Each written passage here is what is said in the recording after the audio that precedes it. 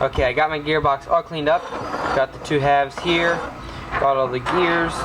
And got all the other parts. But one thing I went ahead and did is polish your cylinder. This is just a standard brass cylinder. So if you have one of these, go ahead and polish it. If it's never been polished before, I recommend using a Dremel with a polishing wheel and the hard polishing compound and just going in there and just dremeling it until you think it's good, and then just Dremel a little bit more. Basically, you want to be able to see yourself in there because that means it's as smooth as possible, or is good enough pretty much, and that means you'll be able to get a nice 100% air seal. And then if you want, you can go ahead and do the outside. And then every time after, pretty much every time I re-clean a gearbox, I guess you could say, is I use something called this. I'm not sure how you pronounce that, and just use it on a paper towel and just go ahead and polish the inside and outside again, just to make sure there's no corrosion that's built up from any moisture getting in there or anything like that. So that's just one thing to do to help improve your air seal. I'll talk about that later. But first off, we want to get onto shimming. So you'll need your bearings. Here are my bearings. There's the other one. Now, once you put your bearings in, you want to make sure you always let the bearings that you put in here always stay at the same spot. That way, every bearing might be a little bit different. So when you shim it and then your bearings get swapped around or something, then you might mess up your shimming again. So just go ahead and put all your bearings in and make sure you keep the same bearings throughout the whole shimming process. So first off, we'll start off with our spur gear.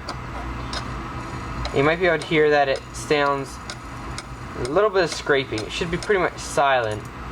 But another thing you want to check is if you hold it and around the back, you want to make sure the shaft is flush with the bearing. And right now it's sticking up about 1/16 of an inch, or maybe less, I don't know. But just add shims till it's about as flush, or just about flush with the bearing. That actually is about good. And if you can hear, well, you should be able to hear, but it's pretty much dead silent now. I can hear the bearings a little bit, but it's pretty much silent. So now make sure you keep that shim with that sector gear or spur gear. Now go ahead and do the same for the sector gear. Make sure the shaft isn't, the shaft is still sticking through the back. So add a shim. The reason you don't want any shaft sticking out the back is because if you do, you'll have your tappet plate up against that, and that'll push the tappet plate out. Or sorry, not the tappet plate, this selector plate.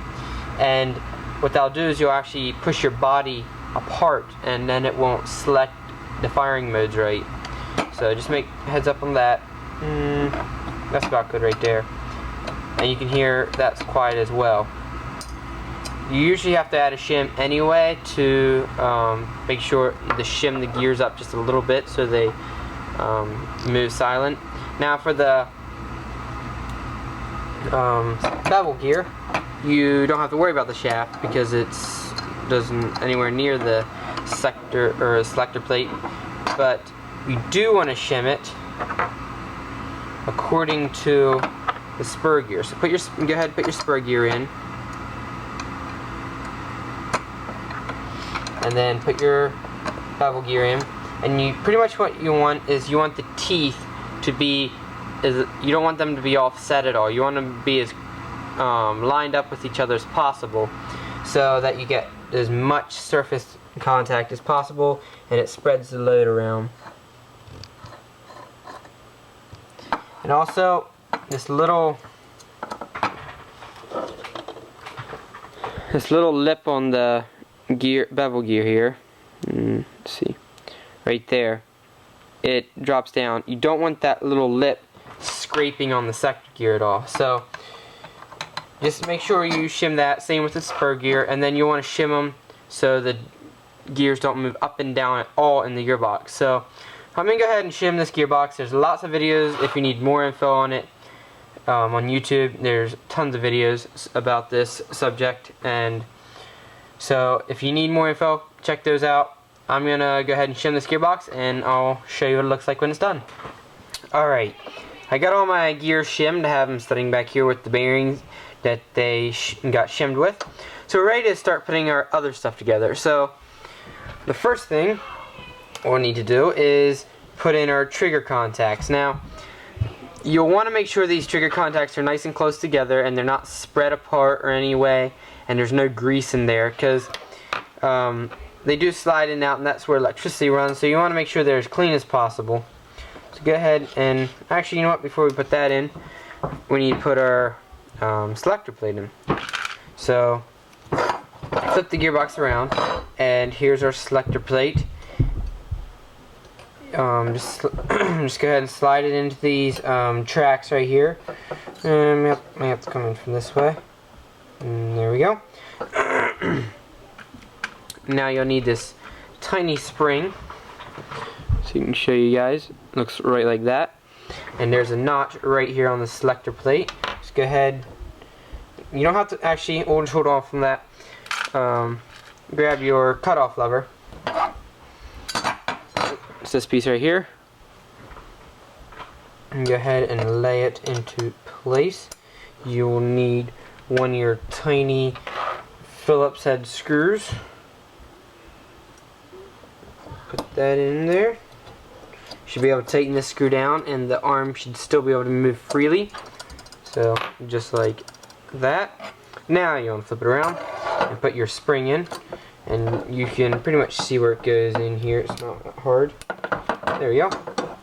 So now our selector plate springs back into place, so that way it doesn't stay in safe all the time, and you can actually fire. So now we're ready for our trigger contact. And you'll need your other half of your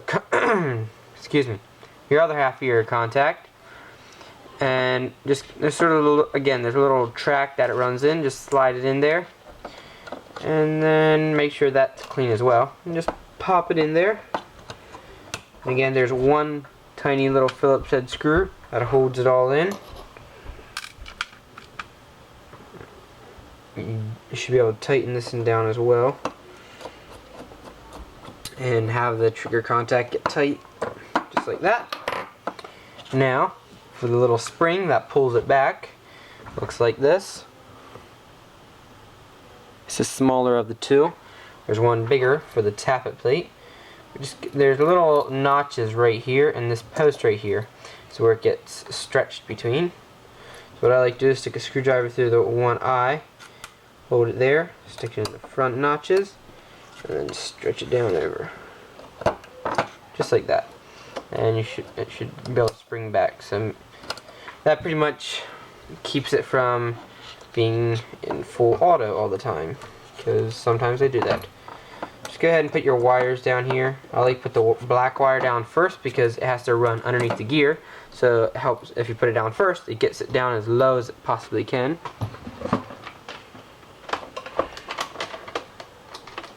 Here's our red wire. Just go ahead and put this down in there.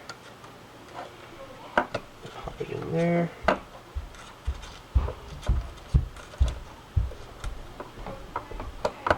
And just push that down in the little slot there for it.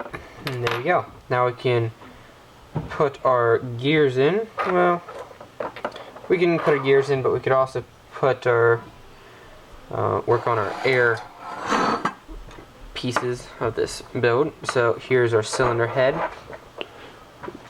and our cylinder that we polished, our tappet plate, our air nozzle, and our piston, and then of course the spring, but that'll come in later.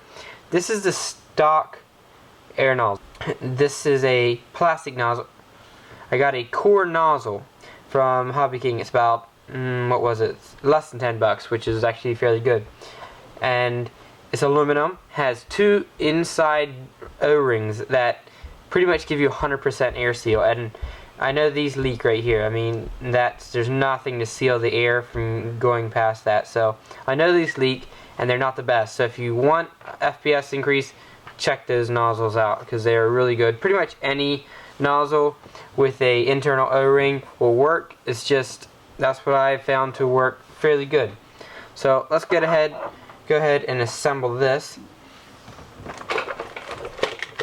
For this, to make sure you get 100% air seal, you need some Teflon tape. This is just a regular old white Teflon tape. And just go ahead and put some around the cylinder. Just go around a couple times.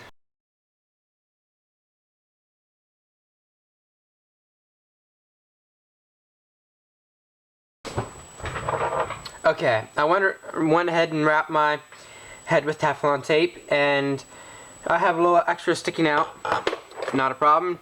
Just use an X-Acto knife or razor blade, put it up against the edge of the cylinder, and just run it around the edge, cutting all the extra Teflon tape off. Cut up both corners there, and just peel the extra off.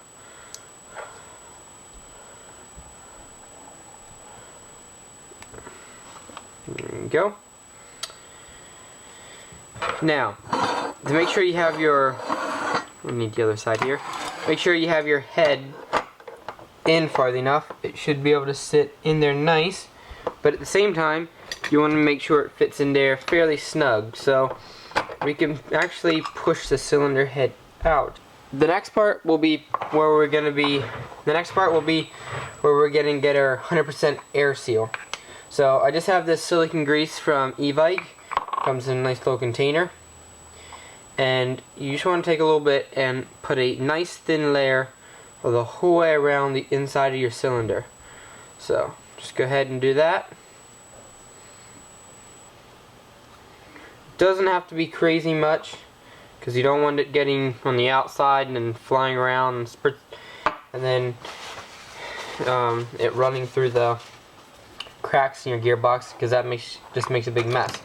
So let's get some of this stuff out of here. Need that. Next, you'll need your O-ring. You can stretch it like by putting it over your cylinder and then heating it up, and it helps keep that size, but it don't always work that way as good. So I just like to lube it up with some silicone grease again. Let's just move this gearbox half to the side, and then stick it over your piston. Then you can just go ahead and put just a little bit more lube on at a few different spots on the piston. So just go ahead and turn your piston as you move it in, help it get a nice even coat. Then to check your compression, you'll want to put your thumb over the end and just see if you can get a compression reading, but for some reason I'm not getting anything.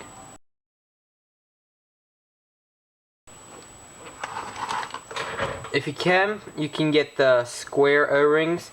They're sort of a specialty thing, but if you can find them, I'd recommend getting them because they do help. But if not, if you're just using the regular ones, you can try stretching them if you can't get an air seal, or you can just find a bigger one, just a slightly bigger one.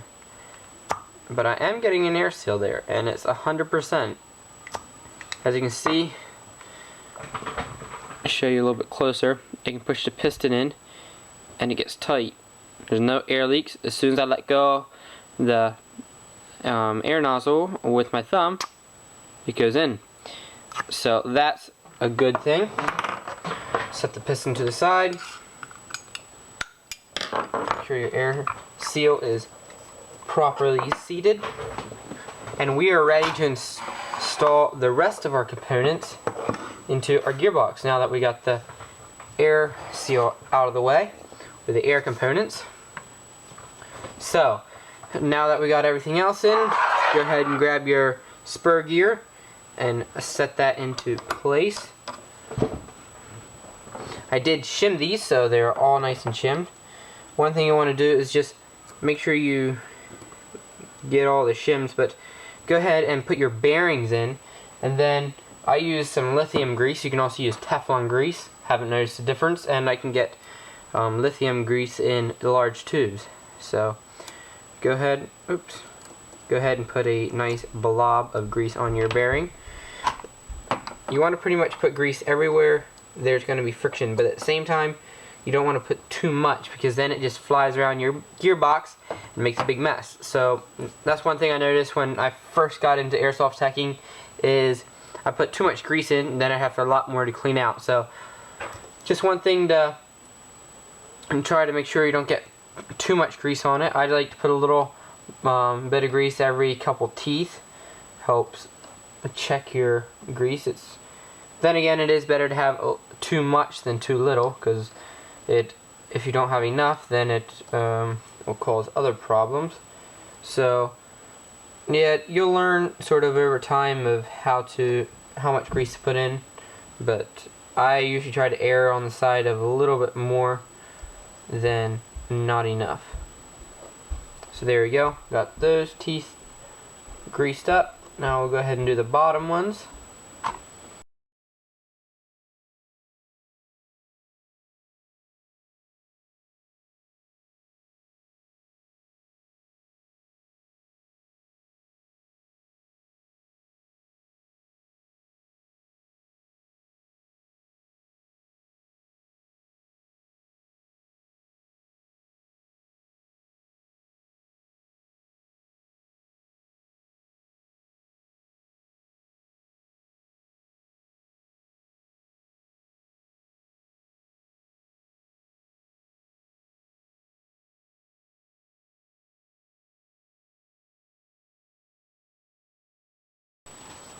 Yes, I was using a little flathead screwdriver to do the greasing, but you can also use a Q-tip as well.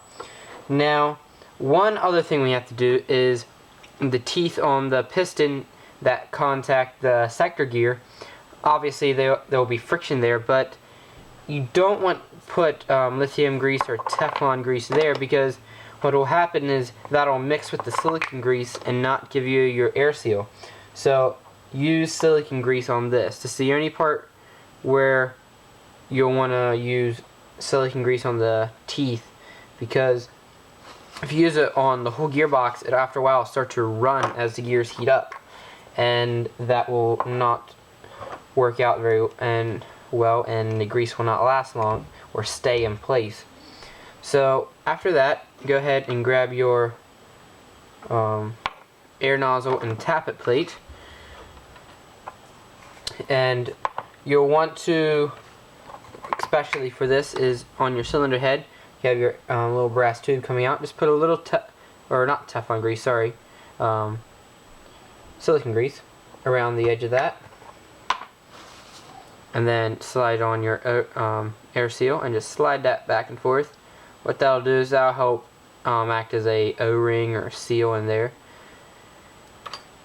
So and then grab your tappet plate, stick it in the notch of the air seal, just like that, and place this whole assembly inside your gearbox. You might have to line it up and fiddle with it just a little bit. And there we go. Make sure the tappet plate is in its proper slot, and that the piston is in its track. We have to rotate your sector gear to be out of the way. There we go.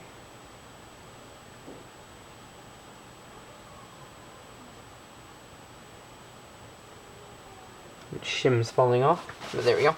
Okay, after that's in, we could have did this before, but you'll need your safety latch. It looks like this little L bracket.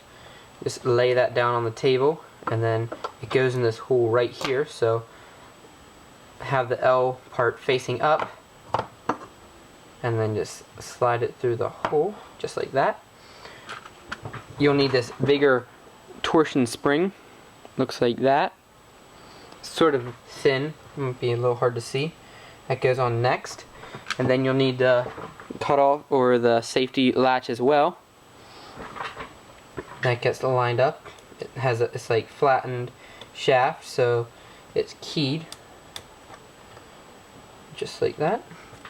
Then there's a tiny little Phillips head screw that holds that arm together. Sometimes the screw's on the outside of the gearbox, and you put it in when you put the two halves together, but this one is on the inside, and it should flip in and out like that. So once that's in, we can go ahead and put our anti-reverse latch in. You'll need your anti-reverse latch. and your anti-reverse flat spring. Again, it's a torsion spring, but it's the smaller of the two. Just go ahead and put that on the latch. Don't drop it inside the gearbox like I did.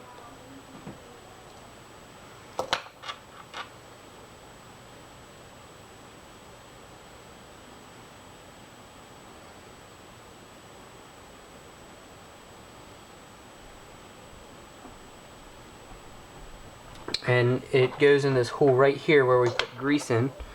So go ahead and insert that.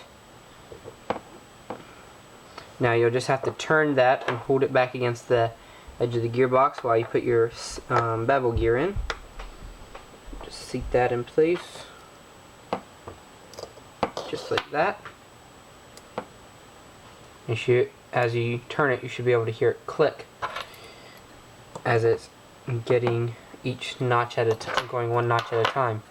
Now for your spring, your main spring, right here, you can see I put a little electrical tape around the one end, the end specifically with the coils closer together. That end always goes in the piston. And what that does is it helps eliminate vibration. You can actually notice quite a difference when you do that in this sound, as well as I put a little electrical tape around the spring guide, and the spring actually fits snug and then gets loose again, and that actually helps kill a lot of vibrations. So you'll notice it's a totally different sound, but it sounds a lot healthier, you could say. But it also, I'd say for the most part, it does help quiet your gun. Now you'll need your tappet plate spring. There's a little hook right here and a little post right here that the spring gets stretched between. Just gonna rotate my sector gear here as to release the tension.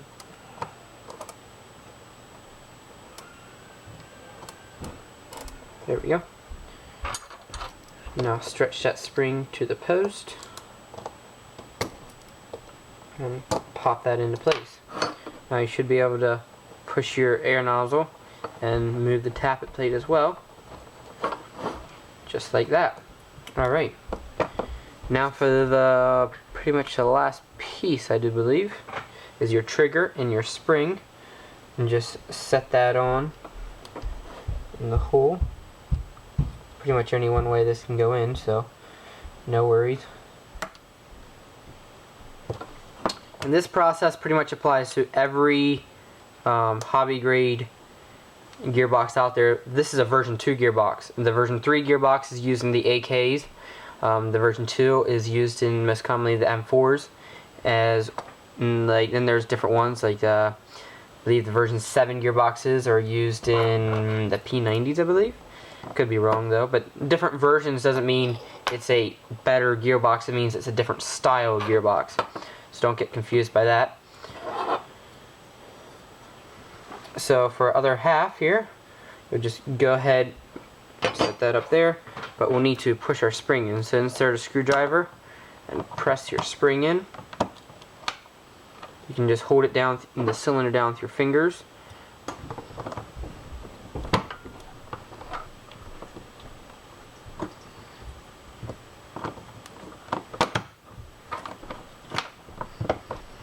Now, the gearbox might not get together. You might have to use a screwdriver to line up the axles, but it should snap into place. You can go ahead and wipe off any extra grease that came through.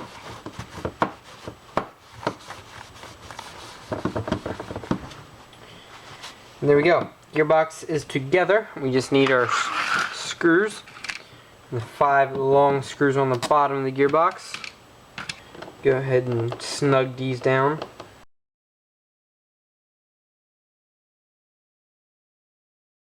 Like I said before, you don't want to tighten these down too much. You just want to purely hold the gearbox together. Now for the top, there are 4 short screws with 4 lock washers. Our gearbox is together. You can make sure you can move the air nozzle in and out. It's pretty much the only thing you can check that works, other than the fact that If you slide the selector plate forward, is your safety. Let go of it. Semi, move it all the way back, and it still should be able to move the whole way back. Again, clean up this grease right here. Don't want a lot of extra grease on the outside because that just introduces a place for grease to stick.